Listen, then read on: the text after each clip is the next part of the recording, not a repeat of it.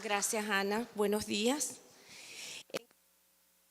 Dar inicio al bloque de ginecología, imágenes femeninas. Ok, entonces damos inicio al taller de imagenología femenina, sección ginecología. Les presento los expositores. En la primera charla, endometriosis pélvica profunda, claves para un diagnóstico seguro, estará a cargo de la doctora María Elena Sabino y del doctor Jesús Castellano, donde nos va a exponer cuál es la visión del cirujano. El doctor Castellano es ginecólogo, experto en la laparoscopia ginecológica, con entrenamiento en Francia. Doctor Castellano, le extendemos nuestro agradecimiento por su colaboración en esta jornada. Posteriormente, tenemos a la doctora Andrea López, cáncer de cuello uterino, errores y dificultades de interpretación, cómo evitarlo. Luego, la doctora Cristina Comici, el ORATS, entendiendo la clasificación. Posteriormente, la enfermedad inflamatoria pélvica, diagnóstico diferencial en la emergencia, a cargo de la doctora Ana Santiago. Y síndrome de congestión pélvica, a cargo de la doctora Vanessa Salazar. Damos inicio. Buenos días, gracias por su asistencia el día de hoy. Continuando con el ciclo de charlas de estas jornadas, hoy vamos a comenzar con endometriosis pélvica profunda, claves para un diagnóstico seguro. Lo primero que debemos decir es que esta conferencia fue realizada con la colaboración de la doctora María Manuela Tirri, quien hoy no puede estar presente con nosotros por una afortunada noticia: acaba de ser mamá. Entonces, por ese motivo, hoy no va a estar con nosotros. En futuras charlas esperemos que sí. Para comenzar, debemos decir que la endometriosis es una patología crónica, progresiva y recurrente que puede suponer un reto diagnóstico para el radiólogo. Básicamente es tejido endometrial, sea glandular o estromal, fuera de la cavidad uterina. Generalmente aparece en pacientes femeninas en edad reproductiva de 30 a 45 años. Suponemos que la patogénesis y el ciclo de complicaciones que se generan a partir de la endometriosis pélvica profunda es sumamente complicado. Entender la fisiopatología no ha sido fácil a través del tiempo. De hecho, hay teorías que todavía se plantean como eso, como una teoría y no como una certeza fisiopatológica. Pero lo que sí sabemos es que cuando hay focos endometriósicos profundos mayor a 5 milímetros, que eso es como se define, focos con profundidad mayor a 5 milímetros, dependiendo de los tejidos afectados, vamos a tener una clínica muy florida que puede ser dispareunia, disquexia, frecuencia y urgencia miccional, disuria. Todas las pacientes tienen dolor cíclico menstrual y un gran porcentaje de ellas tiene infertilidad. Entonces, como vemos, afecta mucho la calidad de vida de la paciente. Los métodos diagnósticos hasta el momento tenemos, el gold estándar es la laparoscopia, pero la laparoscopia es un método invasivo que puede ofrecer resultados falsos negativos. La ecografía pélvica generalmente es la primera técnica que se utiliza, que se emplea. Es un método de elección para diferenciar endometriomas de otros quistes de ovario como estudio inicial, pero es operador dependiente y su campo de exploración es limitado. El ultrasonido rectal es muy bueno para ver focos endometriósicos a nivel de recto, tabique recto-vaginal, ligamentos uterosacros y región rectosimoidea. Pero definitivamente la resonancia magnética es el método no invasivo con mejor resolución espacial que permite una buena caracterización de los tejidos y valora bien la localización y extensión de las lesiones, sobre todo en endometriosis pélvica profunda. Y esto ofrece un mapeo preoperatorio que mejora los tiempos quirúrgicos y el éxito de la cirugía del ginecólogo o cirujano laparoscópico experto pélvico. En general, la mayoría de los artículos coinciden en que la laparoscopia es el gol estándar, pero como dijimos, puede dar resultados falsos negativos, sobre todo en focos endometriósicos en retroperitoneo, nervios y uréteres. Además, la resonancia magnética es muy precisa en endometriosis pélvica profunda y los resultados de diagnóstico de la resonancia tenemos que saber que van a depender de una buena técnica y los hallazgos necesitan que estudiemos todos los radiólogos cómo son las presentaciones de la endometriosis pélvica profunda. Entonces vamos a hablar acerca de cómo debe ser el protocolo. Básicamente en esta revisión ellos utilizaron un título que me parece que es muy preciso para hablar del protocolo por resonancia magnética de endometriosis, que es ¿qué debo hacer, no hacer y tal vez? ¿Qué debo hacer? Los protocolos de endometriosis solamente deben hacerse en resonadores a partir de 1.5 Tesla, es decir, hasta ahorita los podemos hacer en 1.5 o en 3 Tesla. De campo cerrado, los de campo abierto no dan una buena imagen y menores a 1.5 Tesla tampoco. ¿Debemos utilizar buscapina? Sí, hemos visto que la mayoría de los estudios los reportan, nosotros en Metropolitana lo empleamos y quedan muchísimo mejor todos los protocolos. El protocolo estándar incluye secuencias T2 en los 3 planos, secuencia T1 axial y secuencias T1 con saturación grasa. Adicionalmente, como opción, podemos utilizar o no contraste y las secuencias de susceptibilidad magnética están realmente interrogadas porque se ve que puede haber falsos positivos. Entonces, en este momento no lo utilizamos. Utilizar planos oblicuos mejora muchísimo la visualización, especialmente de los ligamentos uterosacros. Aquí los vemos perfectos y esta visión clara de los ligamentos uterosacros mejora es por el plano oblicuo. ¿Qué no debemos hacer? No debemos utilizar secuencias T2 saturadas porque el diagnóstico imagenológico se basa en el alto contraste que producen los focos endometriósicos hipointensos en T2 en contraste con la hiperintensidad de la grasa. Si saturamos esa grasa, no tenemos la misma resolución y no lo vamos a ver bien. No podemos utilizar secuencias STIR porque estas producen una saturación no específica y pueden dar falsos negativos o falsos positivos. Y lo que sí podemos es emplear secuencias de saturación grasa tipo espectral o secuencias interpoladas 3D, que su nomenclatura cambia de un equipo a otro. Aquí tenemos un ejemplo de una secuencia STIR, el comparativo. Cuando aplicamos STIR, nos parece que hay una supresión, entonces podríamos malinterpretar el diagnóstico. Si utilizamos una secuencia interpolada, vemos que persiste hiperintenso. Entonces, recuerden no utilizar STIR, porque la saturación es inespecífica. ¿Qué podríamos hacer? Podríamos utilizar contraste endovenoso, pero tiene indicaciones específicas. Por ejemplo, para quistes hemorrágicos anexiales complejos, para diferenciar endometriosis de quistes ováricos lúteos o abscesos tubováricos en el diagnóstico de afectación rectal o intestinal profunda, y la urografía post-contraste nos ayuda a ver el sitio exacto de infiltración del uréter, como vemos aquí el uréter derecho con una ureterohidronefrosis proximal. También podemos utilizar, si no tenemos contraste, un efecto urográfico, pero si lo colocamos podemos utilizar la fase de eliminación. Al momento de abordar imagenológicamente el estudio, debemos hacerlo de forma secuencial en un orden específico. Podemos dividir la cavidad pélvica en 3 compartimientos, anterior, medio y posterior. Y comenzar siempre, es mi consejo, de forma ordenada. Aunque veamos en el tabique rectovaginal un gran foco, sigamos siempre el orden porque si no pasan desapercibidos focos muy pequeños. Vemos el espacio prevesical, la vejiga, el espacio uterovesical, el tabique vésico vaginal, el tabique rectovaginal y el fondo de saco de Douglas. Siempre lo debemos hacer en un orden específico. Los axiales nos permiten ver adecuadamente los ligamentos uterosacros. ¿Cómo lo vamos a clasificar o qué método vamos a utilizar para estudio y para reporte imagenológico? La clasificación de ENSIAN es la más utilizada a nivel universal y se basa en una primera parte que es para endometriosis pélvica superficial, en donde vemos infiltración superficial de peritoneo, va del 1 al 3 de acuerdo al tamaño de la extensión.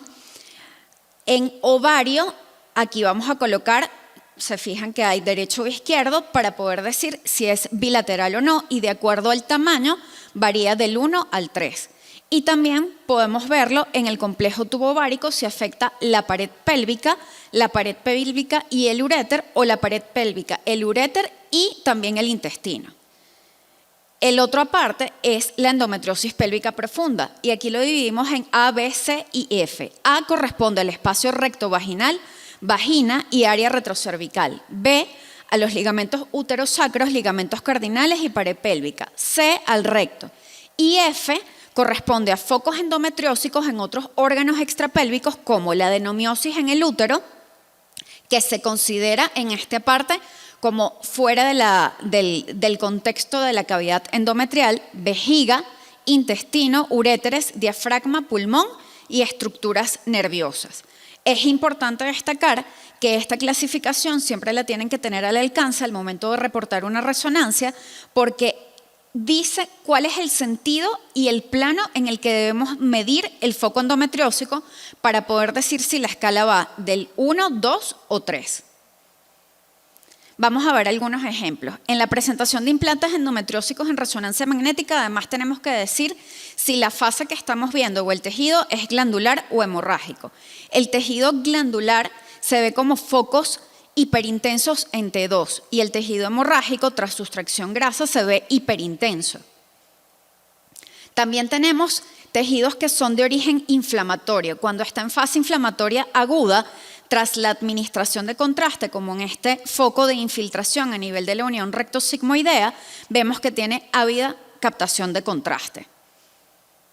De otra forma, los focos en fase glandular o fibrótica no captan contraste endovenoso. Y la mayoría de la presentación es fibrótica, entonces vemos focos sumamente hipointensos en todas las secuencias, como en este caso vemos un gran foco en el tabique rectovaginal y en la porción posterior del cérvix uterino hacia la pared rectal anterior, con gran afectación y retracción de las estructuras. Adicionalmente, tenemos que descartar que no haya adenomiosis, que son los focos infiltrativos endometriósicos en el miometrio, que se van a ver como tejido glandular hiperintenso en todas las secuencias, tanto en un T1 como en un T2. Y ellos pueden coexistir con otras fases de presentación, como en este caso, un foco fibrótico a nivel del tabique rectovaginal y rectouterino. Entonces, ¿qué podemos decir acerca de los ejemplos específicos? Vamos a comenzar con el endometrioma de ovario. En el endometrioma de ovario, la presentación típica es imágenes hiperintensas en T1 e hipointensas en T2, pero el T2 puede ser variable, porque si ese paciente está en manifestaciones de sangrado, se puede ver hiperintenso. Y además podemos ver este efecto de shading, que es como un efecto de sombreado, en donde no refleja más que las diferentes etapas del sangrado y por eso se ven como diferentes niveles líquido-líquido.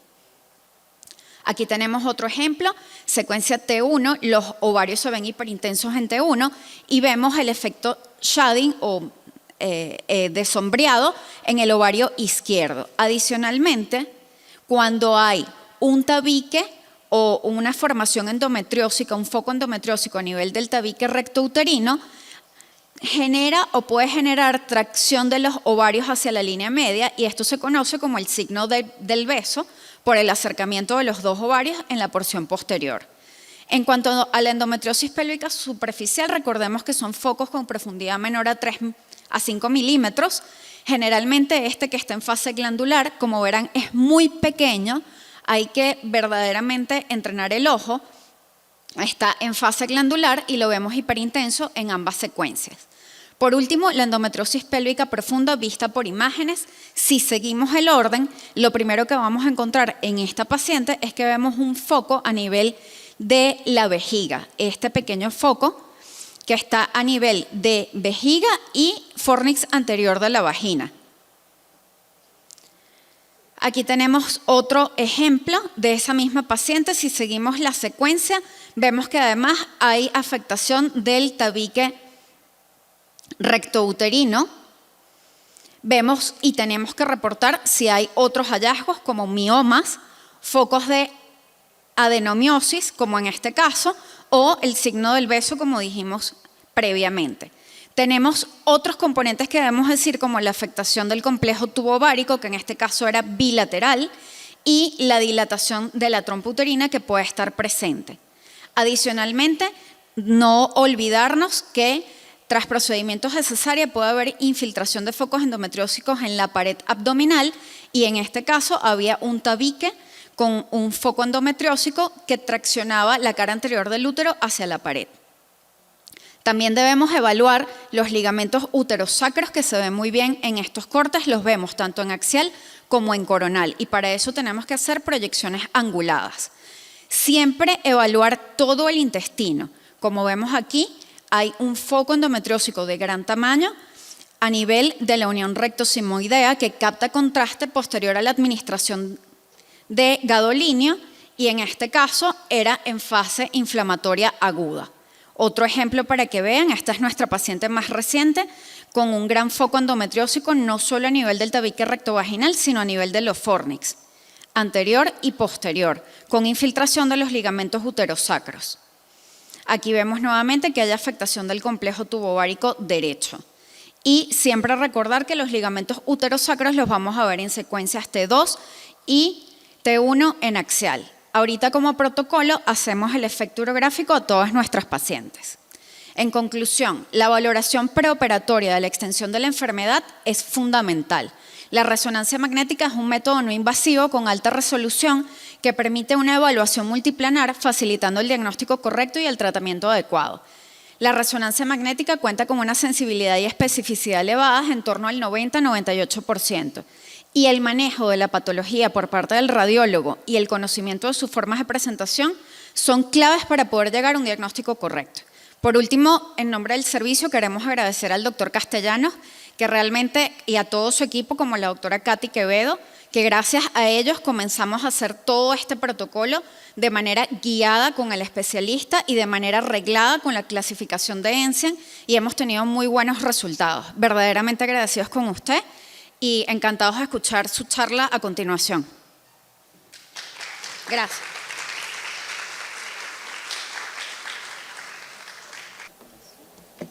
Oye, no me cabe, no sé qué palabra decir porque de verdad es un honor estar acá, un honor ser presentado por un equipo de trabajo de imágenes tan especial como el de la Clínica Metropolitana, y especial por la líder, la doctora Isla María Atienza, que desde el día 1 que llegué yo me sentía, disculpe porque me parece una anécdota muy importante para mí hoy mencionarla. Yo he visitado más de 10 centros en Venezuela de imágenes para poder lograr este protocolo. Desde el día 1 me recibieron con las puertas abiertas, no me preguntaron por qué, yo me sentía como un mormón llegando a la puerta de una casa, y fue bien recibido y inmediatamente aplicaron el protocolo que llevé. No tendría que hacerlo y hemos logrado, pienso, después de ver imágenes tan hermosas, todas realizadas en Venezuela, y quiero acatar que es muy importante lo que voy a decir, son realizadas en Venezuela, y le voy a decir por qué es impactante. Porque no se había hecho nunca un diagnóstico por imágenes previo en el país, y eso estoy seguro. Te voy a corregir una sola cosa, María Elena: no vuelvas a poner la paroscopia diagnóstica, porque ya hacemos resonancia, ¿ok? Ya no tenemos diagnósticos durante el procedimiento quirúrgico. Entonces, parte de esta estrategia, déjeme ver si, ¿sabe que hace mucho tiempo ya esta estrategia diagnóstica, por supuesto, sabemos que la endometriosis es una enfermedad muy compleja, estoy seguro como radiólogos saben que compromete muchos órganos. Fíjense que hay una historia particular con endometriosis muy importante. Resulta que ahorita es catalogada uno de los procedimientos quirúrgicos más avanzados y complejos del humano, incluye ambos géneros. Y por supuesto que ameritó un estudio importante porque la endometriosis afecta a una gran cantidad de pacientes jóvenes y no es cáncer. O sea, nos llevó a un conflicto interesante porque resulta que necesitamos ser radicales con la enfermedad para aliviar a la paciente, pero no podemos ser tan radicales porque tenemos que preservar la función de sus órganos, preservar su fertilidad y además darle calidad de vida al paciente. O sea, la cosa es bien difícil, bien particular, porque incluso a veces tenemos que medir lo que la paciente requiere. Yo no puedo ser, en el cáncer yo puedo ser muy radical, dejar trastornos disfuncionales de órganos y la paciente, por supuesto, le estoy salvando la vida.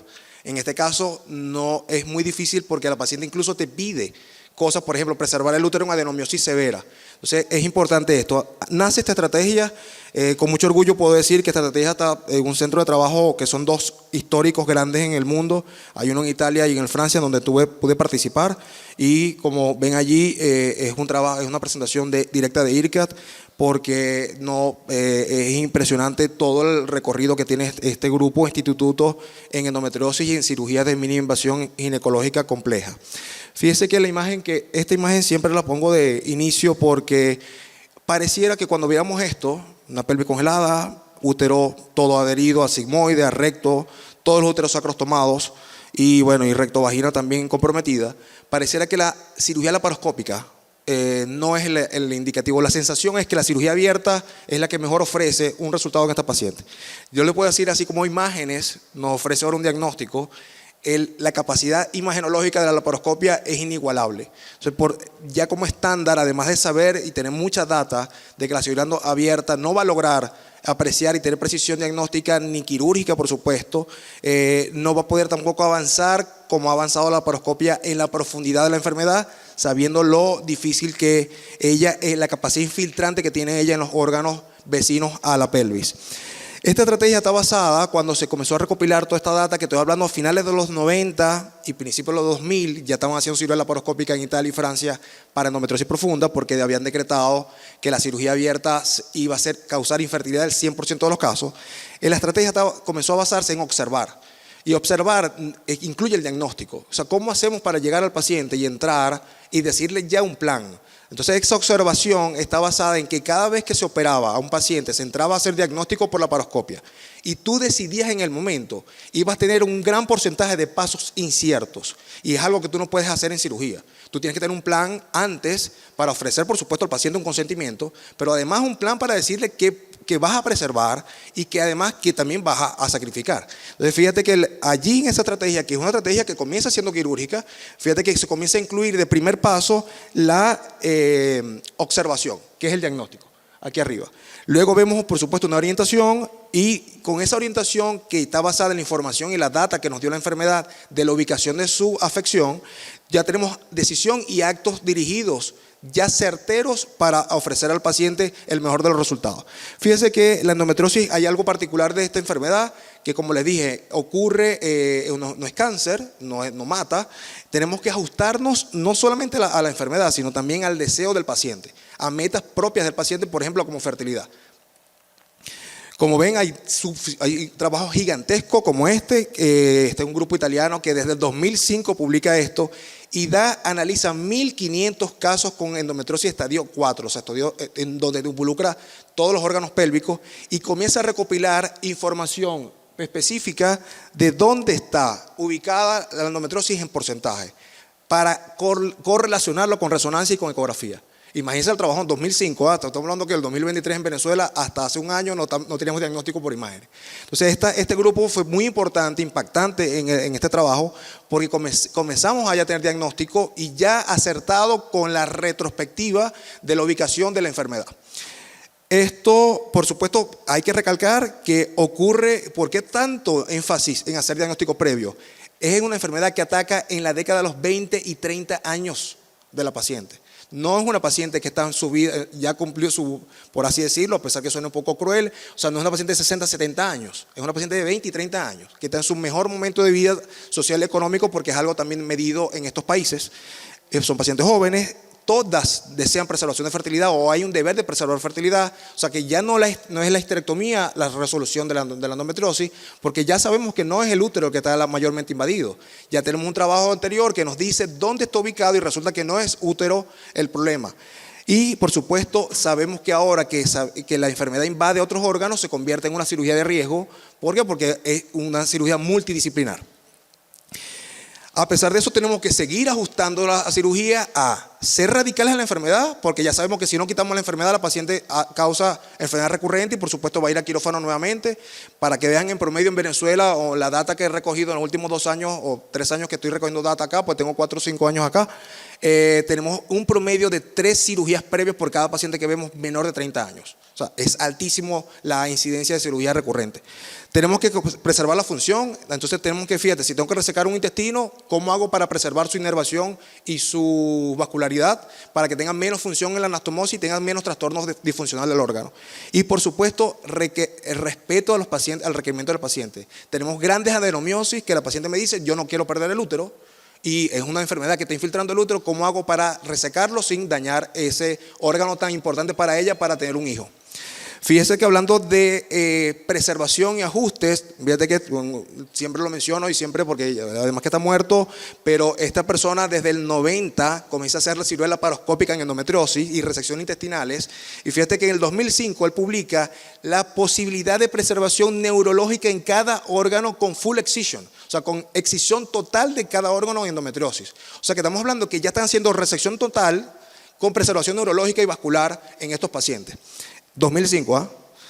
Fíjense, esta estrategia comienza ya a tomar forma y ya comienza a dar un plan quirúrgico, un diagnóstico y quirúrgico en toda esta paciente que antes, si tú entrabas con hacer una laparoscopia diagnóstica o una laparotomía diagnóstica, ¿qué plan tenías? Si estás entrando en el momento, tú vas a tomar decisiones en el momento que llegas. Resulta que no, tenemos una estrategia porque ya entendemos la enfermedad. Tenemos esta adherenciolisis, ya sabemos el comportamiento adherencial de la enfermedad, sabemos técnica de exposición para cómo exponer esos órganos y esas estructuras vitales que son altamente lesionadas en una cirugía incierta. Y por supuesto identificamos los uréteres, casi un 20% de los uréteres están medializados, que ahora con el diagnóstico imagenológico ya sabemos desde antes si tenemos una medialización ureteral. Disecamos espacios, comenzamos a tener más entrenamiento y entendimiento anatómico de la enfermedad versus el entendimiento anatómico que tenemos que tener como quirúrgico. Tenemos ya estrategia específica porque con el diagnóstico previo ya yo sé si hay invasión a vejiga, ya yo sé si hay invasión a uréter, ya yo sé si hay invasión intestino, uterosacro y vagina. Y por supuesto, la última fase es que todo se hace, la prueba de seguridad se hace intraoperatoria y comienza a haber una disminución gigantesca en estadística de riesgo y complicaciones intraoperatorias de estos pacientes.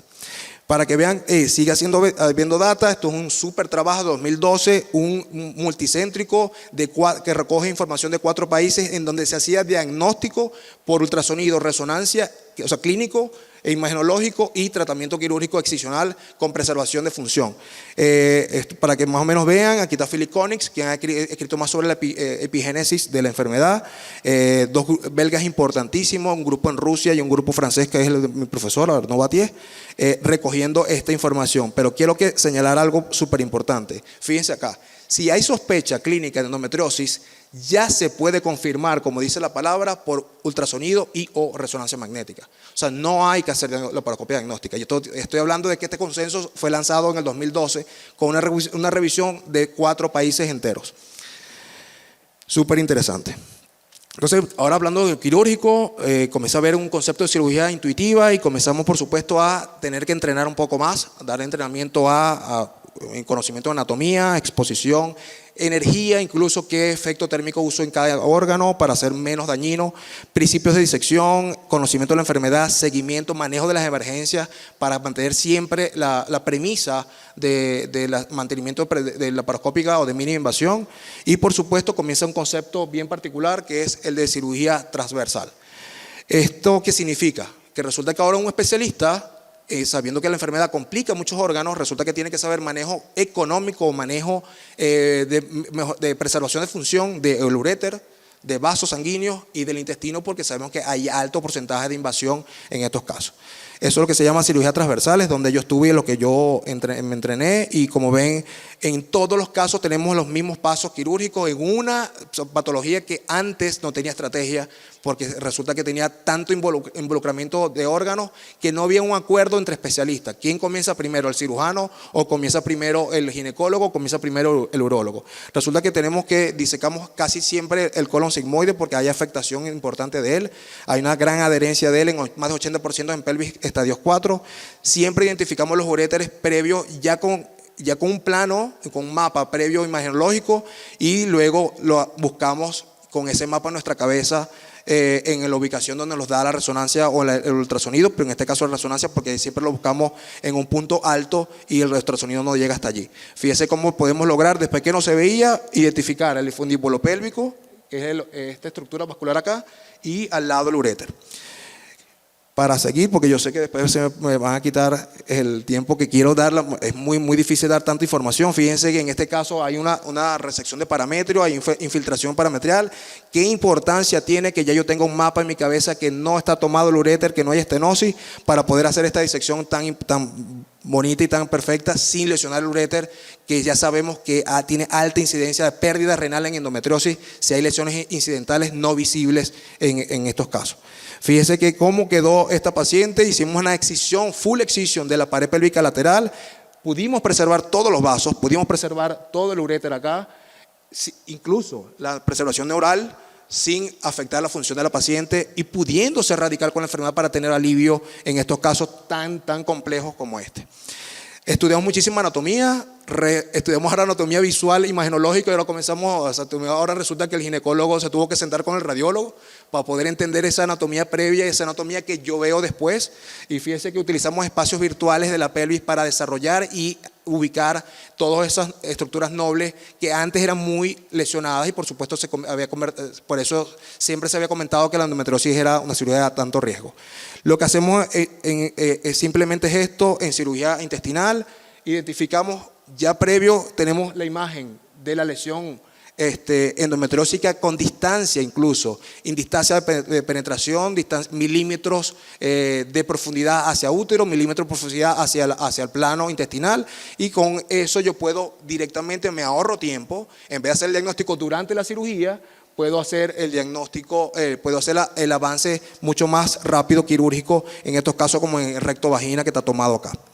Tenemos muchísimo avance, muchísima información en cirugía intestinal, que es una de las más importantes porque sabemos que es la que más tenemos miedo, pero es el órgano que está más invadido, y por eso que tenemos que tener bastante claro la estrategia para el manejo intestinal. Hemos hecho, mira, de todo. O bueno, este grupo ha logrado de todo. Déjame ver que es la lámina anterior, que se me pasó el... Fíjense que arriba, el primer cuadrito, tenemos afeitado del intestino. El segundo cuadrito, preservación del mesorrecto, o sea, full preservación de neurología y vascular del intestino, porque en todas estas pacientes no se hace colostomía, se hace anastomosis primaria, se puede resecar el intestino y anastomosis primaria inmediata, porque tenemos márgenes no oncológicos y podemos preservar todo el mesorrecto con un gran resultado de infunción, o sea, no hay trastorno funcional. Vemos aquí afeitados en intestino, disección segmentaria, o sea, hay muchísimas avances para preservar y ser de mínimo acceso en todo momento en estos pacientes. Esto es una de las cosas que hemos logrado hacer gigantesca. Migramos del plano oncológico presacral al transmesorrectal con full preservación neurológica y vascular. Eso es lo más interesante, porque fíjate, sabemos que hay que resecar. No es una enfermedad que se puede dejar. Imagínate, mira esta estenosis, mira este nódulo. Ya tenemos casos importantes en Venezuela con este tipo de nódulo estenosante. Resecamos y hicimos anastomosis primaria con resultados inmediatos del paciente. O sea, el paciente tiene tránsito inmediato el día siguiente, en 24 horas come. Y sabemos que hay que ser radical con esto porque está haciendo una estenosis gigantesca en la lonja intestinal. Imagínense el dolor, sangrado rectal cíclico en esta paciente todos los meses por este nódulo gigante, que es muy frecuente en Venezuela porque tenemos un retraso diagnóstico alto todavía. Fíjense de esta data, porque siempre me dicen, doctor Jesús, ¿y qué agresivo eres? Y ahora el paciente, ¿qué va a pasar? Tenemos 3.000 casos. Joel Herroy, que fue mi profesor de colorecto, tiene más de 3.000 casos revisados con un año de follow-up, un año de seguimiento por resección intestinal con anastomosis primaria en endometriosis, porque no es un procedimiento oncológico, entonces puede hacer anastomosis, con incluso evaluación de calidad de vida en sexualidad y fertilidad después de una resección intestinal. Hay suficiente data. Me tocó representar bueno, en ese caso Francia, pero bueno, siempre Venezuela. Un debate gigantesco en el Simposio Mundial Americano, porque nosotros somos los primeros que hicimos este tipo de técnica, o este grupo francés fue el primero que hizo la resección con preservación de nervios, y cómo representamos en todo el mundo esta técnica, porque realmente es muy novedosa, con muy buen impacto. En uréter, en urinario, hemos hecho de todo. Hay cosas muy interesantes. En aras del tiempo, bueno, muestro poquitas cosas, pero lo suficiente para que vea que el diagnóstico de esta lesión me permite a mí incluso decirle al paciente que no voy a hacer cistectomía completa. En este caso, pude saber la lesión por resonancia, me dice que no llega a mucosa y estoy haciendo mucosal skinning. O sea, yo estoy solamente despellejando, por así decirlo, la lesión sin romper, sin hacer la cistectomía completa. Por supuesto, si tengo diagnóstico como este, que tenía una full invasion, o sea, hasta la mucosa, vemos que y parametrio tomado, hicimos la parametrectomía, el diagnóstico ya lo tenía, pude haber hecho esta. Si yo hago diagnóstico durante la laparoscopia de esto, posiblemente ni siquiera haga eso, porque no voy a ver que hay invasión de todo el túnel ureteral. Y vemos cómo hay función y luego restauración. Nos convertimos en expertos, hay mucho entrenamiento sobre esto, reconstrucción de estos órganos, sutura y todo intracorpóreo y durante la laparoscopia para tener menos riesgo de complicaciones y por supuesto evitar el riesgo de convertir a cirugía abierta. ¿Qué hacemos con uréter? Mira, muchísimas cosas. Aquí tenemos estenosis diagnosticadas por ecografía y luego porque esta estenosis estaba baja. Y luego, por supuesto, confirmada por resonancia, en donde ya sabíamos que la infiltración llegaba a mucosa del uréter, que afortunadamente es muy poco la estadística, y sabemos que ya al paciente se le va a decir que vamos a hacer una resección ureteral, porque si no la paciente pierde el riñón y no va a mejorar nunca, y que podemos hacerla por vía laparoscópica porque podemos ser márgenes cortos, no tenemos que ser márgenes oncológicos, y se puede reconstruir y hacer una anastomosis primaria inmediatamente en estos casos como aquí. Para que vean que hemos avanzado muchísimo y ahora puedo decir que en Venezuela, que estas son imágenes nuestras de seguimiento ecográfico, estamos haciendo este tipo de diagnóstico, confirmamos, hacemos clínica, sospecha clínica, el mismo protocolo, sospecha ecográfica con varias imágenes ya dirigidas para nuestro equipo de resonancia, para que ellos ya tengan ese ojo afinado, porque estamos haciendo el protocolo aquí por primera vez. Yo en el informe, yo les sugiero y le pongo incluso a la clínica del paciente para que ese ojo vaya dirigido a esos compartimientos tan importantes que hay que revisar. Fíjese que aquí vemos un nódulo rectosimoideo en la unión rectosimoidea muy bien por ecografía. Luego vemos acá el útero, el ovario derecho y vemos el nódulo que está al lado del sigmoide haciendo que todo se una. Y vemos la correlación clínica prácticamente exacta como entramos a quirófano. No hay más laparoscopia diagnóstica, ya tenemos imágenes como esta que nos ayudan muchísimo. Fíjense en este otro caso, por imágenes, vemos por ultrasonido un nódulo sigmoideo y luego la correlación de la imagenología quirúrgica. Fíjate que ya antes tenía esta imagen y podemos ver cómo coincide y la liberación. Y aquí está el full excision, está completamente liberado postquirúrgico. En uréter, muchísimas cosas hemos tenido de avance. Tenemos ya un approach a la transvaginal por ecografía, donde incluso dinámico puedo ver, hacemos el análisis con el Doppler para ver el cruce vascular y las relaciones anatómicas que tiene, y vemos cómo hay la peristalsis, porque la podemos ver dinámicamente con la ecografía transvaginal. En el caso de, por ejemplo, podemos ver la correlación de la eyección de estos uréteres, si la función está adecuada, que si está sincrónica, vemos un uréter eyectando, vemos el otro eyectando por ecografía transabdominal, y vemos pacientes como esta, que ya tienen un catéter ureteral, podemos ver la dilatación e incluso ver en el punto de estenosis del parametrio que está un poco más adelante, pudiendo medir incluso la dilatación de este. Resonancia magnética, imagínense, ya tenemos información, un poquito de información en ultrasonido, imagínate dirigir esto ahora a resonancia magnética y tenemos casos hermosísimos como los que presentó María Elena, que son todos casos venezolanos. Este es un caso particular que nunca dejaré de presentar, mi primer caso acá y nuestro primer caso. Cómo se ve toda la infiltración en músculo uterino que me permite a mí adelantar posiblemente, ya está, eso está medido, casi 40 minutos de cirugía. Porque ya yo sé qué cantidad de penetración puedo hacer y no tengo que estar reevaluando durante la cirugía la excisión, sino que puedo ya ir 3 centímetros profundo a quitar todo el plano que está invadido por endometriosis. Vemos cómo el colorecto está unido acá, todo adherido, ya unas imágenes impresionantes y ya tú le tienes incluso un plan diagnóstico al paciente. Como ven, en aras del tiempo, ya está la última lámina final. Son casos nuestros acá, casos venezolanos. Mire la discusión, vamos al centro, vamos a la clínica a discutir con los radiólogos, nos sentamos con ellos a ver las imágenes y fíjese la correlación impresionante. La clínica, cómo se ve, pelvis congelada, el diagnóstico del hilio terminal adherido al fondo de saco y al sigmoide. Fíjate el sigmoide tomado, el sigmoide también va adherido en la parte en la pared lateral. Y cómo esto nos permite, primero, lo más importante, darle un consentimiento informado al paciente de qué le vas a hacer.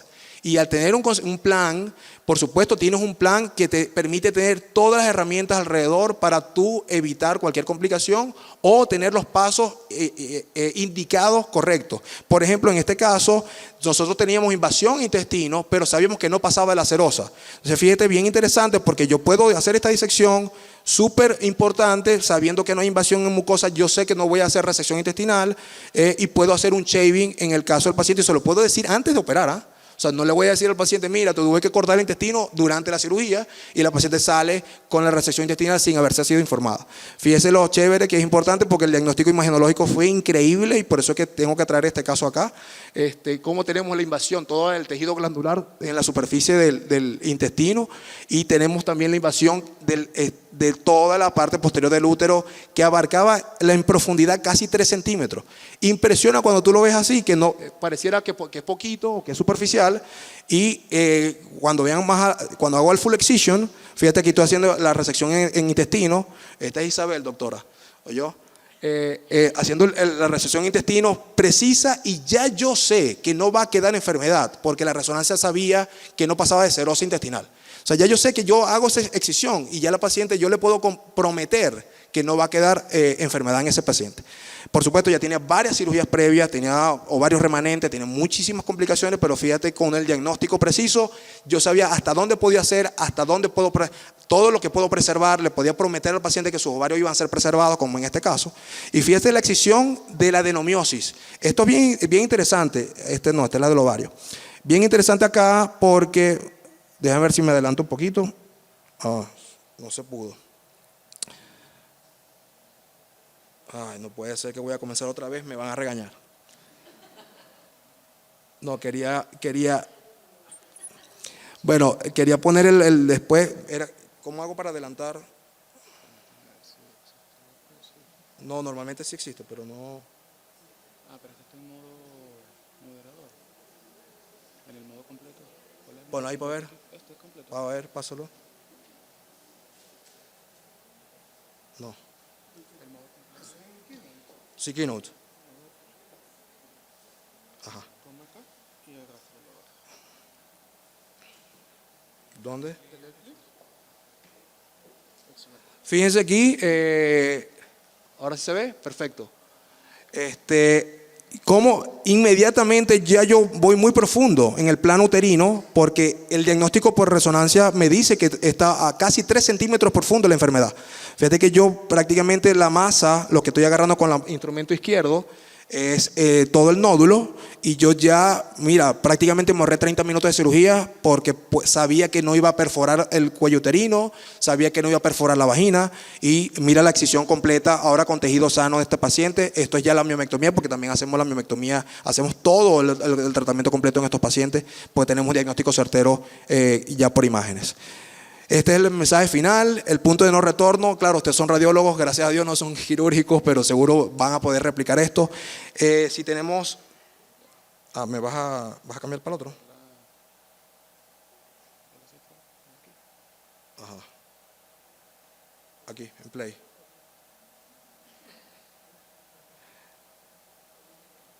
Listo. No, pero no se puso. Bueno, no importa, se ve bien igual, ¿no? Fíjense, este es el punto que yo les doy a los ginecólogos, urólogos y, bueno, cirujanos en general. Hay un punto de no retorno. Si tú comienzas tienes el diagnóstico, la sospecha, haces una laparoscopia de inspección, que es un error, pero si encuentras una pelvis congelada, tienes 2 rutas. Una, si tienes todos los requerimientos para hacer todo lo que acabamos de decir, manejo intestinal, urológico, incluso diafragmático, todo, tú sigues. Pero si no lo tienes, todavía tienes tiempo de parar. Y es importante porque recuerda que son pacientes de 20 y 30 años, pacientes jóvenes que están en su mejor momento social, económico, educativo, familiar, porque están en su mejor época reproductiva. Entonces podemos parar y evitar complicaciones en estos pacientes que tenemos alta recurrencia en nuestros países latinoamericanos por esto. Mensaje final, siempre se lo tomo de mi profesor, esto es un mensaje francés, la ausencia de la renuncia, que simplemente significa que con el derecho de comenzar debemos terminar. No podemos comenzar una cirugía, no como comenzar a atender a un paciente, no darle diagnóstico, entrar a quirófano y no ofrecerle un plan y terminar con resultados indeseables o resultados que no esperaba la paciente después de un proceso diagnóstico y terapéutico. Bueno, muchísimas gracias. Este es mi equipo de trabajo. Tengo una década trabajando con este grupo francés. Desde el 2013 ya comencé a dar mi data y toda la parte científica y tecnológica con ellos. Este es el hospital donde trabajé, donde está, posiblemente vamos a seguir compartiendo con el grupo de imagenológico. Este es el grupo más antiguo que hace resonancia en endometriosis actualmente en el mundo. Y bueno, espero que les haya gustado y todas las preguntas que tengan los esperaré para compartir.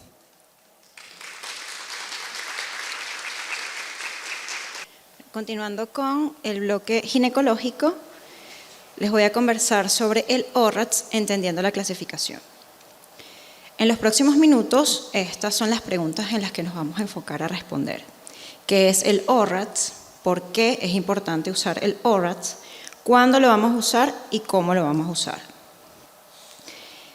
La mayor parte de las lesiones ováricas afortunadamente van a ser benignas. Sin embargo, conocemos que el cáncer de ovario va a ser la quinta causa de muerte en mujeres en Estados Unidos. La edad de diagnóstico promedio es aproximadamente 65 años y en la mayor parte de los casos van a recibir un diagnóstico tardío. Es por esto que contando con herramientas como ultrasonido y resonancia, vamos a poder evaluarlas en un tiempo oportuno. De esta manera acortaremos el momento en el que estas pacientes van a recibir su tratamiento.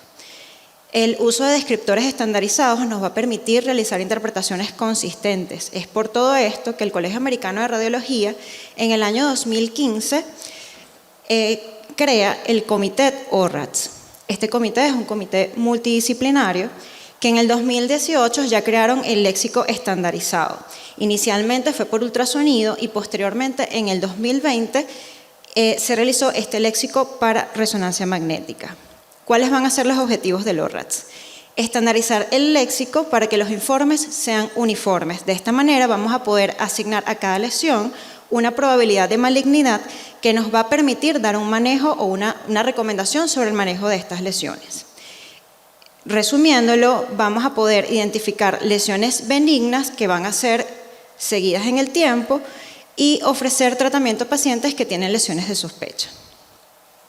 ¿Cuándo lo vamos a usar? Va a aplicar para los ovarios o lesiones que involucren ovarios y o las trompas de falopio, quistes paraváricos, quistes de inclusión peritoneal, hidrosalpinx, y también va a estar permitido el uso del ORATS en ovarios sin lesiones, ovarios sanos. ¿Cuándo no usar el ORATS?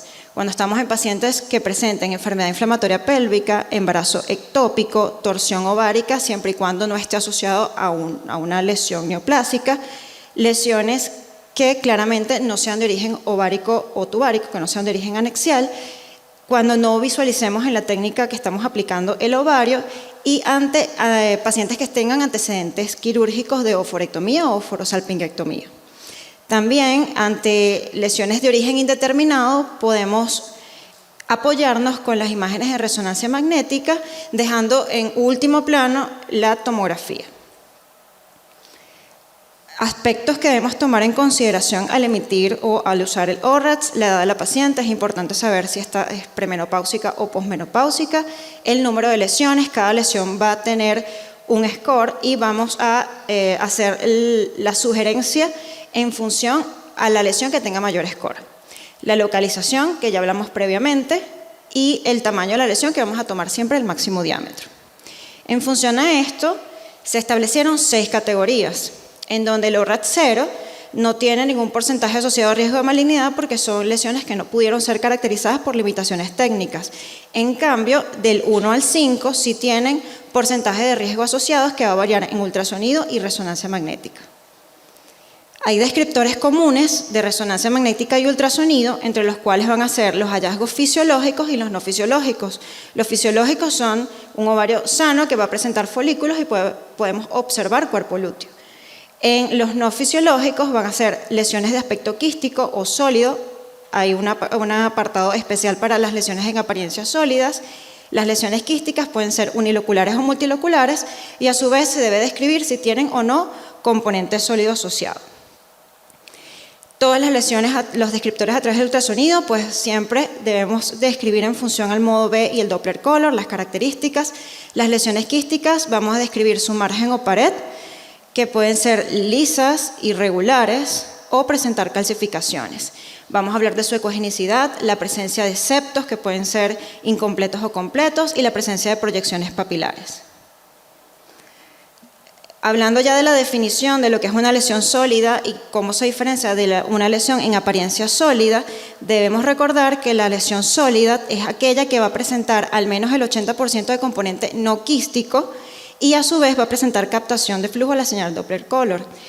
En cambio, la aparentemente sólida va a presentar el primer criterio, pero va a ser avascular al Doppler color. Entonces, ¿qué vamos a describir en las lesiones sólidas o con apariencia sólida? De igual manera, su contorno, si es liso, irregular o lobulado, su contenido interno, que puede ser hipoecoico, isoecoico o ecogénico, y las calcificaciones, la presencia o no de calcificaciones en su interior. También se toma como factor importante o como hallazgo importante la vascularidad. Vamos a evaluar la vascularidad de toda la lesión en conjunto. De esta manera debemos incluir septos, tabiques, proyecciones papilares y no va a requerir un análisis espectral. De esta forma vamos de un score 1 a un score 4. El score 1 es la ausencia de flujo a la señal Doppler color. El score 2 es una captación muy mínima, poca. Score 3 es moderada y acentuada en el score 4. En cuanto a los hallazgos extraováricos, debemos mencionar la presencia de quistes parováricos, quistes de inclusión peritoneal, hidrosalpings. También mencionamos la presencia de líquido libre, sea en fondo de saco o en forma de ascitis, y el engrosamiento peritoneal, que puede ser nodular o difuso. En cuanto a la resonancia magnética, va a ser el estudio de elección cuando nos encontramos frente a una lesión por ultrasonido que es indeterminada. También se recomienda a pacientes que tengan un ORATS por ultrasonido 3, 4 o 5. La resonancia va a tener un alto valor predictivo positivo para cáncer y también un alto valor predictivo negativo para cáncer. Reduce el nivel de sospecha y el número de cirugías que sean innecesarias. También nos va a permitir la evaluación de lesiones de gran tamaño que no se puedan haber visualizado correctamente por el ultrasonido. Tenemos un aspecto adicional a la resonancia que vamos a poder evaluar el realce de tejido sólido e incluso se va a hacer un análisis sobre su cinética. De esta manera, el ultrasonido evaluamos al modo B y al Doppler color, sus diferentes características. En la resonancia vamos a evaluar los componentes, el realce y de esta manera vamos a hacer la evaluación cinética. Este es el protocolo recomendado por el Colegio Americano de Radiología para la evaluación de lesiones anexiales. Uno de los aspectos que se resaltan en la resonancia magnética es justamente el comportamiento cinético, en donde se hace una curva en función a la señal, a la intensidad de señal en función al tiempo. Entonces, vamos a comparar la intensidad de señal post-contraste o en la fase dinámica entre el miometrio y la lesión. De esta forma, mientras más se asemeje la curva de la lesión a la curva del miometrio, tenemos un mayor riesgo. Tenemos riesgo bajo, moderado y alto. Dentro de los descriptores de la resonancia, también debemos mencionar cómo es, si tiene un contenido interno o no, si es simple o no simple. Debemos evitar el uso del término complejo. Debemos clasificar los quistes en simples o no simples. La intensidad de señal, que puede ser homogénea o heterogénea. Asimismo, en cuanto al componente sólido o una lesión sólida, debemos mencionar si sus contornos son lisos, si son irregulares o nodulares, así como la presencia de proyecciones papilares. Su intensidad de señal, homogénea o heterogénea, y el realce dinámico o no dinámico. Tenemos aquí una representación esquemática de componente sólido, representado por proyecciones papilares, nódulo mural, septos irregulares o componente sólido extenso. Comenzando a describir brevemente las categorías ORATS. El ORATS 0 son aquellas en las que vamos a tener limitaciones técnicas, sea por ultrasonido o por resonancia magnética. De esta manera, en ultrasonido es frecuente presentar o evidenciar interposición de asas intestinales. Cuando son lesiones de gran tamaño probablemente no puedan ser evaluadas en conjunto y cuando están ubicadas en localizaciones de difícil acceso. La resonancia magnética también va a tener sus limitaciones técnicas. En ocasiones vamos a necesitar secuencias adicionales para la adecuada caracterización de las lesiones y se pueden presentar múltiples artefactos que nos limiten el diagnóstico. Todo esto va a ser categoría ORAT 0. La categoría 1 va a ser ovarios que sean sanos de un aspecto ecográfico o por resonancia magnética, como en este ejemplo por ultrasonido, que son múltiples imágenes foliculares en un ovario sano y su correspondiente traducción en la resonancia magnética. El ORATS2 son aquellas lesiones que estaban en la categoría 1, pero que presenten un diámetro entre 3 a 10 centímetros, quistes que sean simples o los no simples, pero que tengan márgenes lisos, y los septos deben ser incompletos.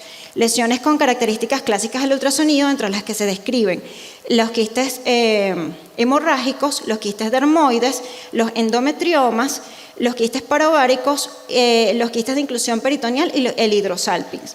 Aquí tenemos un ejemplo característico por ultrasonido de un quiste dermoide, en donde observamos el nódulo de Rokitansky, que habitualmente es ecogénico y determina sombra acústica posterior.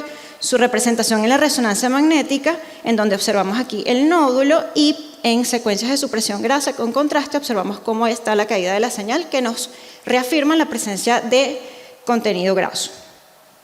Otro ejemplo de la categoría ORAS2, también bastante característico, es la presencia de quistes hemorrágicos, en donde observamos una lesión que es de ecogenicidad heterogénea, predominantemente ecogénica, que determina sombra acústica posterior, su representación en la resonancia, donde adicionalmente observamos un nivel líquido-líquido que justamente nos representa la precipitación de los componentes hemáticos.